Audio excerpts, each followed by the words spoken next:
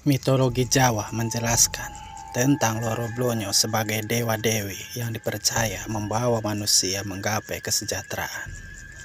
Di sebuah desa di pelosok Yogyakarta terdapat sentra kerajaan pembuatan patung Loro Blonyo. Salah satunya adalah pasangan suami istri Paijo dan Paijem. Keduanya saat ini menjadi ikon profil orang kaya dari desa yang terkenal hingga mancanegara. Produk patung Loro Blonyo buatannya diekspor ke banyak benua.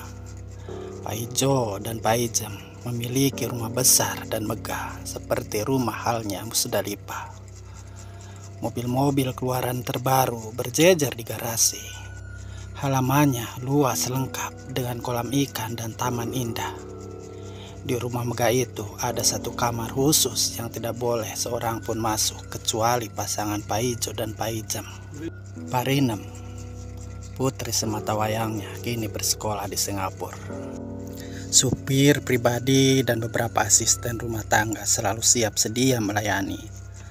Tak hanya itu, Paijo dan Paijem juga memiliki pabrik yang luas untuk memproduksi patung Loro Blonyo. Ada 50 orang karyawan yang bekerja setiap harinya. Mereka memiliki spesialis sesuai keahliannya. 10 tahun lalu Paijo dan Paijem hanyalah sepasang suami istri miskin. Paijo bekerja sebagai buruh pembakar keramik, sedangkan istrinya Paijem adalah buruh kundi atau membentuk tanah liat menjadi rupa-rupa. Upah hariannya hanya cukup untuk makan sehari-hari. Rumahnya terbuat dari jalinan bambu yang sudah reyot. Tak ada kursi empuk maupun televisi, hanya balai-balai bambu sebagai tempat untuk melepas lelah dan berkumpul untuk keluarga. Paijo dan Paijem bekerja pada juragan Somad, pelopor pembuatan patung Loro Blonyo di desa itu. Sekian tahun bekerja, Paijo dan Paijem telah menguasai teknik produk patung Loro Blonyo dengan kualitas bagus. Keduanya punya ambisi untuk bisa menguasai usaha juragan Somad tanpa modal sedikit pun. Itu hanya mimpi di siang bolong. Sungai yang jernih membelah desa itu. Setiap hari Paijo dan Paijem memanfaatkannya untuk memenuhi kebutuhan mandi dan cuci. Warga desa mengenal sungai itu penuh cerita mistis. Berbekal tekad bulat Paijo dan Paijem untuk ingin kaya, keduanya pun mencoba laku menepi di rimbunannya pohon bambu hampir setiap malam. Keduanya mendatangi, membawa sesaji, membakar kemenyan, dan melempar harapan. Hingga suatu malam Paijo bermimpi didatangi sepasang Loro Blonyo. Wajah Loro Blonyo itu identik dengan Loro Blonyo buatannya. Matanya lebar, hidungnya tergores, dan tangannya retak. Ukurannya pun lebih kecil dari yang lain.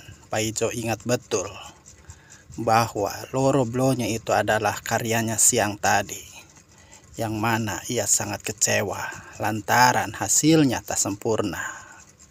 Kepada Paijo dan Paijem, Loro Blonyo itu mengaku sebagai reinkarnasi Dewi Sri dan Raden Sadana, adalah saudara kembar yang terlihat cinta terlarang meski saling mencintai. Mereka tidak bisa menikah hingga bunuh diri karena putus asa. Mengetahui sepasang Loro Blonyo itu hidup, Paijo dan Paijem segera menyembunyikan di dalam rumahnya. Paijo dan Paijem pun berkomunikasi dan menyampaikan keinginannya. Gayung bersambut. Loro Blonyo pun merasa berterima kasih kepada Paijo dan Paijem. Loro Blonyo bersedia membantu keinginan Paijo dan Paijem untuk menjadi kaya. Pesugihan pun dimulai. Namun semua ada persyaratannya. Kebiasaan Paijo dan Paijem bertelanjang kaki harus terus dilakukan selamanya. Tak hanya itu, ada persyaratan yang lebih berat. Paijo harus bersedia menikah gaib dengan Dewi Sri, sedangkan Paijem juga menikah gaib dengan Raden Sadana. Setiap bangun tidur, pasangan Pak Ijo dan Pak Ijem mendapati segepok uang ratusan ribu rupiah di balai-balai bambu. Dalam beberapa waktu, uang-uang itu digunakan keduanya untuk modal membeli tanah liat, bahan pembuatan loroboyo. Pak Ijo dan Pak Ijem juga membeli aneka peralatan kerja, membeli oven pembakar keramik dan juga cat lester sebagai bahan finishing. Lantas keduanya berproduksi loroblonyo sendiri, tak lagi bekerja pada Juragan Somad. Berbekal modal uang pemberian Dewi Sri dan Raden Sadana yang terus mengalir, ditambah ketekunan Pak Ijo dan Pak Ijem, usaha produksi loroblonyo ini semakin berkembang pesat. Kualitas produk yang selalu terjaga membuat eksportir barang kerajinan melirik. Pesanan semakin banyak, Pak Ijo dan Pak Ijem merekrut banyak tenaga kerja. Pundi-pundi penghasilan semakin melebar. Sementara Juragan Somad bangkrut, selain kalah bersaing dengan Pak Ijo dan Pak Ijem, ia juga kalah dalam pilkada. Keinginan Juragan Somad menjadi bupati kandas, modalnya habis, pelanggannya pun lari. Rumah megah, mobil mewah, uang berlimpah, Pak Ijo dan Pak Ijem tetap bertelanjang kaki. Ritual suami istri pasangan gaib, Pak Ijo Dewi Sri dan Pak Ijem Raden Sadana masih terus dijalani hingga kini. Tamat. Cerita ini merupakan rekayasa dari kisah yang berkembang di masyarakat.